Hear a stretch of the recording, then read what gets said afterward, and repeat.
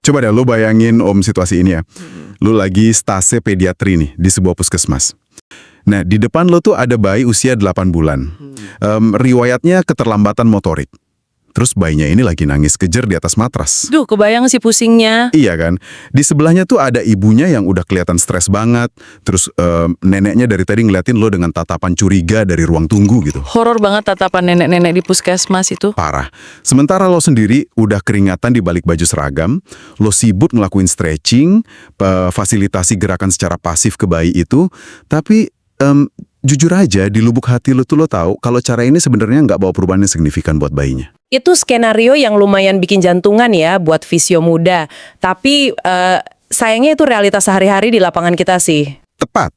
Makanya, welcome back di sesi obrolan deep dive kita di komunitas Next Gen Visio. Bareng gue dan pastinya pakar kita yang bakal bantu ngurai benang kusut ini. Dengan semangat kebanggaan kita bareng-bareng, Movement Revolution. Movement Revolution, setuju banget. Skenario yang lo ceritain di awal tadi tuh sebenarnya akar dari kenapa sesi obrolan kali ini ada. Iya, soalnya relate banget kan? Banget. Sistem kesehatan kita kadang emang memaksa Visio muda buat gerak cepet ya, ngerjain semuanya kayak mesin gitu. Tapi, nah sayangnya metode mekanis kayak gerakan pasif tadi tuh seringkali kurang relevan kalau kita bicara soal cara kerja otak bayi.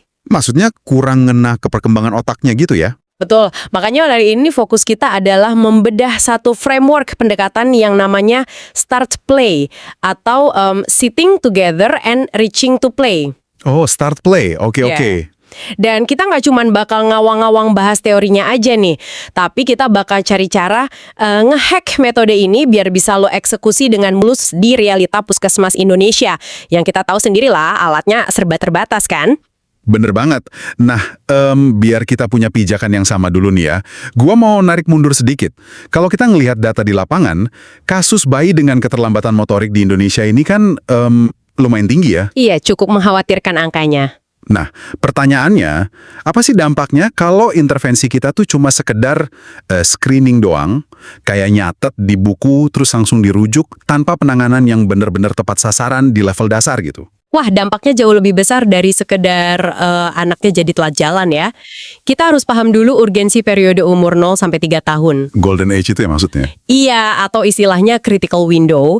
Di masa ini tuh neuroplastisitas otak lagi ada di puncaknya. Nah, angka keterlambatan motorik di Indonesia itu kan berkisar 10-15%. Lumayan gede loh itu. Gede banget. Kalau ini dibiarkan, akan terjadi apa yang di literatur disebut sebagai cascade effect atau efek domino. Bentar. Efek domino gimana nih maksudnya? Apakah karena dia nggak bisa gerak, organ lainnya jadi ikut bermasalah atau gimana? Lebih ke arah perkembangan kognitif dan bahasanya sih. Gini logikanya ya, bayi yang nggak bisa mempertahankan posisi duduk secara mandiri, tangannya itu akan sibuk menopang badannya sendiri supaya nggak jatuh kan? Oh iya, kan dia harus nahan badan ya biar seimbar. Tepat. Akibatnya tangannya nggak bebas buat meraih objek di depannya. Karena dia nggak bisa meraih dan mengeksplorasi mainan itu, dia kehilangan kesempatan untuk memahami konsep ruang, bentuk, dan sebab akibat. Wah, masuk akal sih. Nah, ujung-ujungnya nih pas dia masuk usia sekolah, delay motorik yang awalnya kelihatan sepele, ini malah merembet jadi keterlambatan kognitif dan bahasa. Gila ya. Berarti pemahaman kalau motorik dan kognitif itu dua jalur yang terpisah itu udah usang banget dong ya? Udah usang banget. Start Play ini tuh berdiri di atas fondasi yang namanya grounded cognition. Inti dari konsep ini tuh kecerdasan kognitif, lahir dari pengalaman fisik tubuh kita saat berinteraksi sama lingkungan. Oke, jadi lewat gerakan fisik, otaknya belajar gitu kan? Benar, ada siklus yang namanya perception action loop. Jadi bayi melihat sebuah objek yang menarik, dia coba meraihnya, dia gagal. Terus dia coba sesuaikan posturnya, dia raih lagi, dan akhirnya dapet. Terus dia rasain teksturnya gitu ya? Masukin mulut biasanya. Nah itu dia, dari proses interaksi fisik itulah otak bayi ngebuat representasi mental. Dia belajar problem solving. Paham. Tapi nih ya, gue mau challenge sedikit soal ini. Realita di kampus tuh, Visio muda sering diajarinnya pendekatan hands-on. Wah ya, ini klasik banget di kampus. Kan? Pokoknya kita tuh harus benerin tonus ototnya dulu secara manual, fasilitasi gerakannya secara pasif, biar bayinya ngerasain normal movement. Terus, Kalau pakai prinsip perception action loop tadi, berarti kita harus nungguin bayi inisiatif gerak sendiri dong. Kalau bayinya pasif mulu, apa nggak habis waktu stase kita cuma buat nungguin dia gerak? Bukannya yang penting secara anatomi, rentang geraknya terjaga dulu? nah itu keresahan yang valid dan emang sering banget jadi perdebatan sih di kalangan fisio. Tapi kita harus balik lagi ke prinsip utama neuroplastisitas, use it or lose it. Gunakan atau hilangnya sarafnya? Tepat, kalau sebuah jalur saraf tidak digunakan secara aktif, otak tuh bakal memangkas jalur tersebut. Bayangin gini deh, lo lagi belajar matematika nih, tapi guru lo yang ngerjain semua soalnya di papan tulis. Waduh, enak tuh, tinggal nyalin. Enak kan? Lo dapat jawaban yang bener, lo lihat prosesnya, tapi apakah otak lo belajar berhitung? Enggak kan? Yang pinter malah gurunya. Wow, iya benar juga ya. Sama kayak fisio. Kalau fisio terus-terusan menggerakkan lengan bayi secara pasif, tanpa inisiatif si bayinya, yang kerja keras memecahkan masalah spasial itu ya otaknya si fisio, bukan otak bayinya. Wah, gila. Ini analogi yang make sense banget, sumpah. Jadi jawaban di atas kertasnya benar posisinya, tapi proses internalisasi di otak bayinya tuh 0. 100 buat lo. Dan ini bukan cuma opini gue ya. Kita punya evidence-based practice level 1. Ada riset randomized control trial yang dipimpin sama Harborn dan kawan-kawan di tahun 2021. Oke, risetnya bilang apa tuh? Riset ini ngebuktiin dengan sangat jelas kalau child-initiated movement atau gerakan yang diinisiasi sendiri oleh anak dari kemauannya sendiri itu adalah prediktor paling kuat untuk kemajuan kemampuan motorik dan kognitif mereka. Dibandingin sama gerakan pasif yang dipaksa dari luar ya? Betul, gerakan paksaan tuh nggak menghasilkan koneksi sinapsis di otak sekuat gerakan dari inisiatif sendiri. Berarti, mindset fisio muda harus digeser nih. Dari yang awalnya kita cuma mikir buat membetulkan mekanik sendi dan otot, jadi ngasih kesempatan otak mereka buat bekerja. Banget, biar lo lebih kebayang mekanismenya ya. Di Start Play itu ada konsep yang namanya satu ember sumber daya atau bucket of resources. Ember sumber daya, gimana tuh konsepnya? Jadi bayi yang mengalami delay, energi dan fokus mereka di dalam ember itu sangat terbatas. Nah di Start Play kita mencoba mencampur tantangan motorik, misalnya mempertahankan posisi duduk, dengan tantangan kognitif, kayak mencari objek yang disembunyikan. Bentar, tapi bukannya kalau dicampur gitu malah makin berat buat bayinya? Kan embernya terbatas tadi. Nah, disitulah letak seninya. Kalau tantangan motoriknya terlalu berat, misalnya dia disuruh duduk mandiri padahal otot core-nya belum siap, semua sumber daya di ember itu bakal tumpah cuma buat urusan motorik aja. Kognitifnya jadi nggak jalan dong ya? Iya, dia bakal nangis karena capek. Tapi, kalau support duduknya kita atur sedemikian rupa, sehingga motoriknya nggak terlalu terbebani, sisa sumber daya di ember itu bisa dia pakai buat usaha memecahkan masalah kognitif. Wah, menarik banget ini. Terus hasil risetnya gimana kalau gitu? Hasilnya, peningkatan kognitifnya melesat tajam tanpa mengorbankan progres motoriknya. Gila sih. Ini mengubah perspektif gue secara mendasar loh. Fisio tuh sejatinya bukan montir yang sekedar benerin onderdil otot yang kaku ya. Kita ini fasilitator lingkungan supaya otak anak bisa problem solving. Setuju. Kita ini desainer lingkungannya mereka. Nah pertanyaannya sekarang nih, gimana cara praktisnya kita ngatur porsi satu ember ini pas di lapangan? Gimana cara kita mastiin bayinya tuh nggak frustrasi karena terlalu susah, tapi juga nggak bosen karena gampang banget? Kuncinya tuh ada di fase internalisasi yang sering kita sebut Just Right Challenge. Ini adalah task-specific training yang dilakukan dengan small increments. Small increments tuh naikin level kesulitannya tipis-tipis gitu ya? Betul. Target Start Play ini kan difokuskan buat bayi usia 5-18 bulan yang umum sedang dalam fase emerging sitting skill. Artinya, mereka udah ada bibit-bibit bisa duduk, tapi ya belum stabil. Contoh naikin level tipis-tipis ini aplikasinya kayak gimana sih kalau pas bayi lagi di atas matres? Di level 1, bayi butuh support penuh. Kita dudukan dia dalam posisi corner sitting. Didukung bantal di punggung dan sampingnya biar dia ngerasa aman. Terus mainannya ditaruh di mana? Mainannya kita letakkan sangat dekat, kira-kira setinggi dadanya lah. Begitu dia mulai berani meraih mainan itu tanpa takut jatuh, nah baru kita naikkan tantangannya ke level 2 atau 3. Oh, berarti umpan support bantalnya dikurangin pelan-pelan gitu? Persis, bantal samping kita lepas, fisio cuma standby aja, jaga jarak. Mainannya juga kita geser agak menjauh dikit. Ah, paham. Terus berlanjut sampai akhirnya di level 5, bayi itu bisa duduk mandiri, badannya mampu berotasi ke samping buat ngambil mainan, dan dia bisa kembali ke posisi tengah tanpa kehilangan keseimbangan. Jadi kita memanipulasi lingkungannya ya, bukan memanipulasi sendi anaknya secara langsung. Tepat banget. Ngomongin soal Just Right Challenge ini ya, gue jadi teringat sesuatu nih. Buat lo pada yang suka main video game, pendekatan ini tuh mirip banget sama konsep game design di RPG atau Souls-like kayak Elden Ring gitu loh. Wah, gimana tuh analoginya? Menarik nih. Ya kan, kalau di awal permainan musuhnya dibikin terlalu gampang, kayak cuma mukul kelinci gitu, player pasti bosen karena nggak ada effort. Bener-bener. Tapi coba lo bayangin, lo baru main 5 menit, tiba-tiba lo langsung dilempar buat ngelawan bos terakhir yang serangannya bertubi-tubi. Reaksi natural lo kan pasti frustrasi, banting stick, terus rage quit kan? Analogi yang berlian banget. Rage quit ya istilahnya. Iya, rage quit. Nah, bayi juga ternyata ngerasain hal yang sama kan? Kalau fisio terlalu banyak ngasih pegangan, bayinya bosen dan pasrah.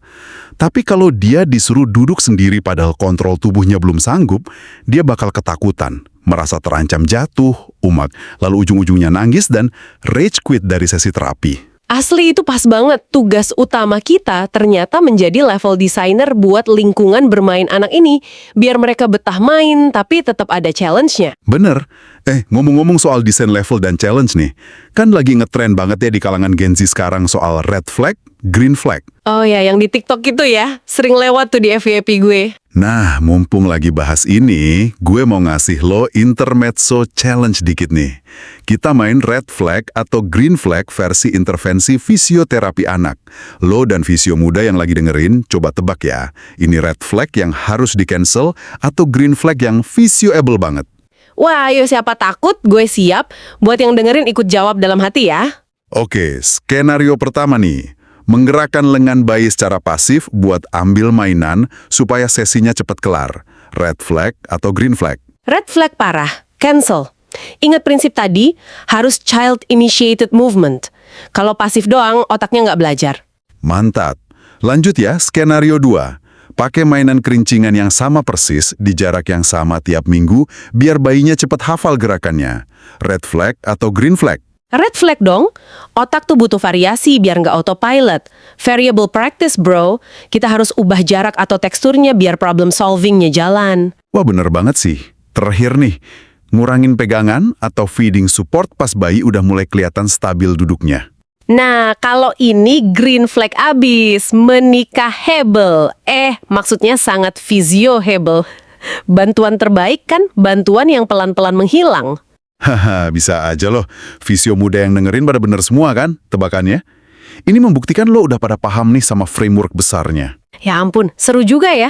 Tapi nyambung soal mainan di skenario 2 tadi nih ya, gue mau tegaskan bahwa environmental enrichment atau modifikasi lingkungan itu gak mengharuskan lu beli mainan impor yang harganya mahal-mahal. Apalagi di puskesmas ya, budget tas sekitaran minim banget bro.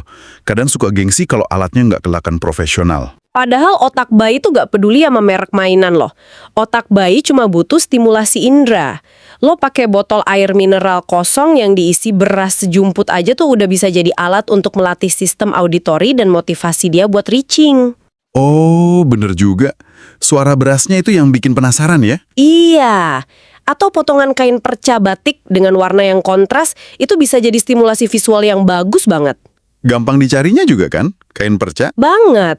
Bahkan ya, lo bisa pakai sendok kayu dan wadah plastik buat ngajarin konsep sebab akibat. Anak mukul sendok ke wadah, muncul suara. Dia akan bereksperimen, kalau gue pukul lebih keras suaranya beda. Itu problem solving murni loh. Iya, setuju banget. Masalah modifikasi barang ginian mah gue yakin mahasiswa kita pada kreatif-kreatif sih akalnya. Tapi nih ya, gua mau angkat keresahan yang paling real banget di lapangan. Apa tuh keresahannya? Di jurnal kan ngebahas Just Right Challenge pakai mainan itu kedengarannya ideal banget ya. Tapi realita di puskesmas, fisio tuh ketemu pasien mungkin cuma seminggu sekali. Durasinya paling 30 menit kan? Wah iya bener, waktunya super mepet. Belum lagi tantangan kulturnya. Orang tua kadang nggak telaten follow up di rumah. Dan yang paling sering kejadian, kalau anak disuruh usaha meraih objek terus dia sedikit ngerengek karena susah, neneknya dari ruang tunggu langsung masuk, ngomel.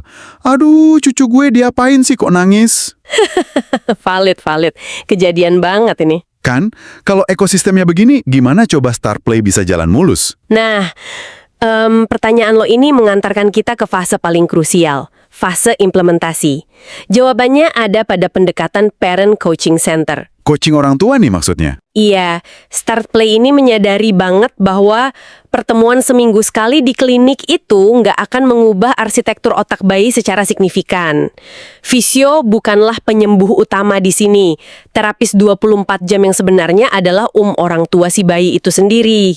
Oh, berarti fokus intervensi kita saat di puskesmas itu bukan langsung ke bayinya doang ya, tapi justru melatih ibunya. Tepat. Waktu setengah jam lo yang berharga itu dipakai buat melatih orang tua. Tapi ya, coaching di situ tuh bukan sekedar ngomong, "Bu, nanti di rumah sering-sering didudukin nih anaknya." Itu bukan coaching namanya, itu menyuruh. Iya sih, kalau disuruh doang nyampe rumah juga lupa ibunya. Betul. Ada psikologi pembelajaran orang dewasa yang harus kita terapkan di sini. Kami membaginya ke dalam 5 tahapan praktis buat fisio muda. Oke, catat nih ya teman-teman, apa aja tuh tahapannya? Pertama, observe. Jangan biarkan ortu langsung pegang bayi. Suruh mereka perhatikan baik-baik saat lo mendemonstrasikan setting lingkungannya. Ini buat nyamain ekspektasi visual mereka. Jadi disuruh ngeliatin kita ngasih contoh dulu ya? Iya. Lalu masuk tahap kedua, komen. Sambil lo bekerja, lo jelaskan mekanisme atau alasannya pakai bahasa yang sederhana. Kayak, ibu perhatiin ya, saya taruh mainannya agak jauh biar dia mau miringin badannya sedikit. Biar ibunya ngerti why-nya ya, nggak cuma hafal gerakannya. Terus yang ketiga apa? Tahap ketiga ini yang paling sering di-skip adalah esensial banget. Practice. Lo harus minta ibunya mempraktekkan setting tadi di depan lo saat itu juga. Oh, disuruh praktek langsung? Kenapa harus gitu? Karena orang dewasa tuh butuh pengalaman somatik. Mereka seringkali takut ngerusak bayi mereka sendiri gitu loh. Dengan mencoba langsung, lo memvalidasi keberanian mereka. Make sense banget. Kalau nggak disuruh praktek di depan, kita nggak bakal tahu kan kalau ternyata pegangan mereka ke bayi masih terlalu kaku atau malah overprotective. Tepat. Begitu mereka beres praktek, lu masuk ke tahap keempat, yaitu feedback. Gunakan sandwich method di sini. Puji usahanya dulu, lalu koreksi perlahan. Contoh kalimatnya gimana tuh kalau sandwich method? Kayak gini, wah posisi bandalnya udah pas banget bu, cuma mungkin pegangan tangan ibu di pinggang bisa agak dilonggarkan dikit ya, biar anaknya mau usaha sendiri. Oh enak ya dengernya, nggak berasa digurui. Nah tahap kelima yang terakhir nih apa? Tahap kelima, plan.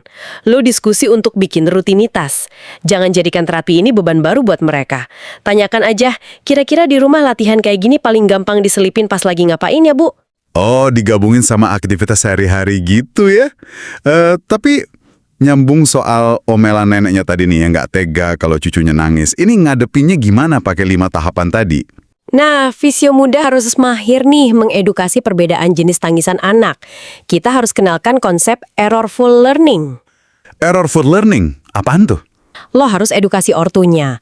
Ada tangisan karena kebutuhan dasar, kayak lapar, popok penuh, atau emang dia sakit. Nah, itu emang harus segera direspons.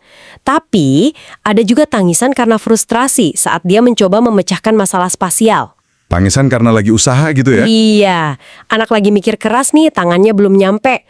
Tangisan ini tuh justru tanda bahwa otaknya sedang berkembang, membentuk sinapsis baru. Oh, wow. Lo bisa pelan-pelan bilang ke ortu atau neneknya, "Nek, ini dia nangis bukan karena disakitin kok, tapi karena dia lagi mikir keras mau ambil mainan. Kita tahan dulu 5 detik ya, Nek. Kita kasih semangat aja dari jauh." Gila, keren banget. Jadi kita membingkai ulang tangisan itu sebagai bentuk effort ya, bukan penderitaan. Dan strategi plan yang lo bilang tadi itu brilian banget sih. Di puskesmas kan kita nggak usah ngasih program home visit yang muluk-muluk ya. Iya, nggak bakal ada waktunya juga kan? Nah, kita integrasiin aja home program yang cuma 5-15 menit itu ke rutinitas harian ortu. Misalnya pas abis mandi, sebelum pakai baju, sekalian aja corner sitting sambil ambil botol bedak gitu. Sangat realistis banget itu buat dijalani ortu. Dan gini, kita kan hidup di era digital nih ya.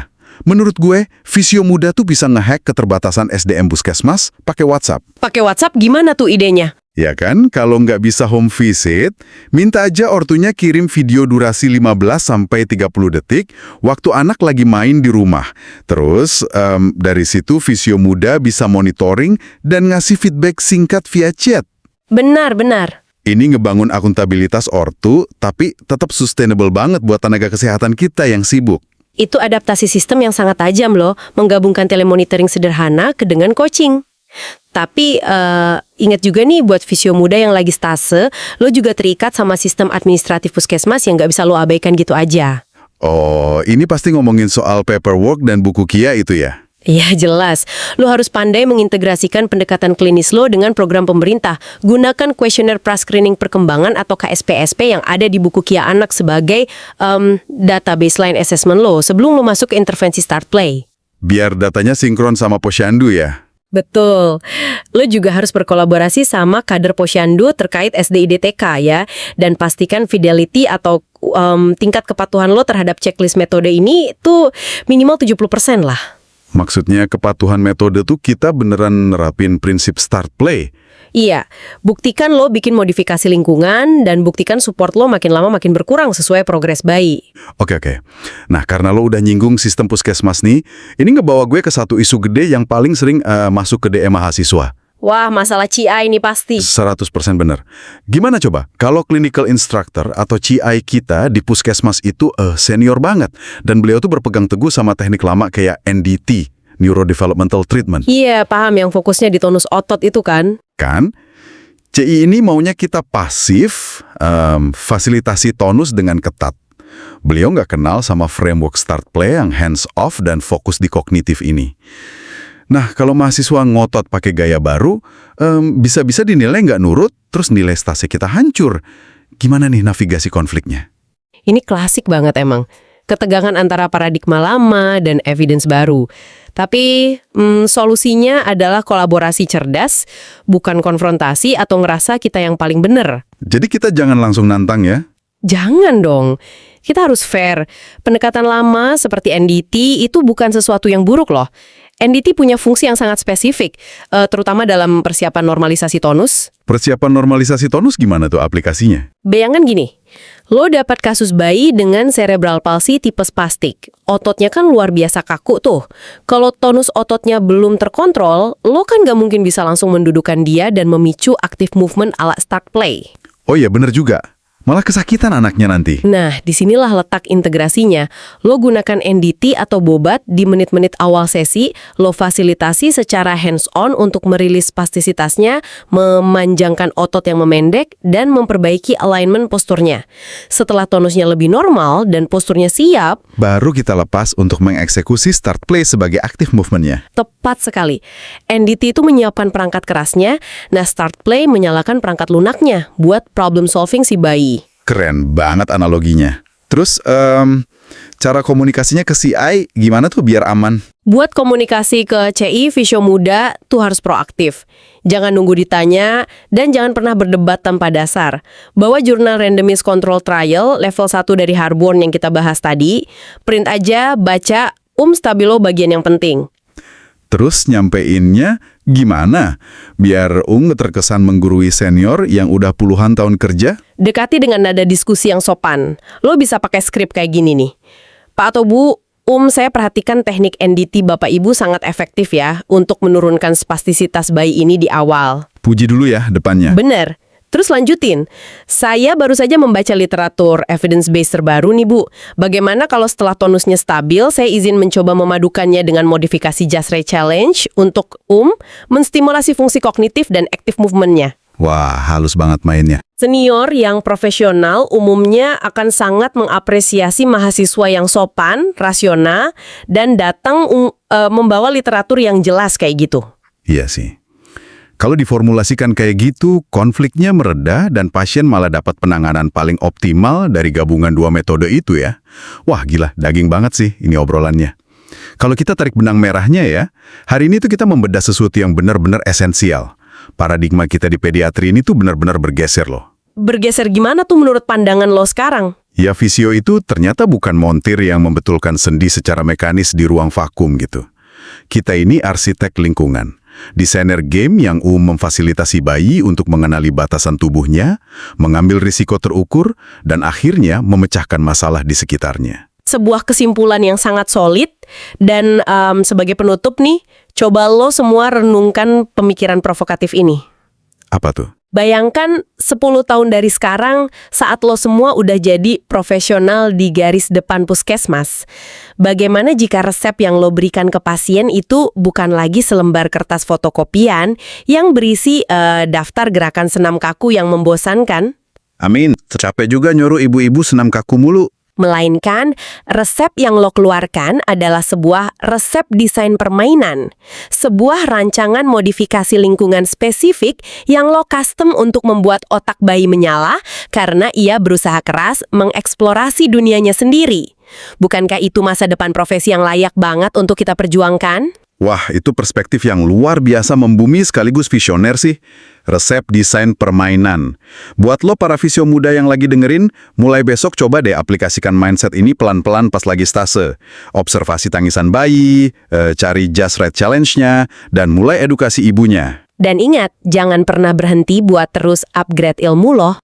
Pastinya. Dan buat lo yang rasa pengen diskusi kasus lebih dalam lagi, nggak mau overwhelm sendirian pas lagi stase, langsung aja gabung bareng kita di Bimbingan Belajar Khusus Mahasiswa Profesi Fisioterapi. Next Gen Visio. Kita bedah jurnal bareng, cari solusi lapangan bareng. Sampai jumpa di obrolan Deep Dive berikutnya ya. Tetap kritis, tetap membumi, dan pastinya Movement Revolution. Movement Revolution by Visio Muda.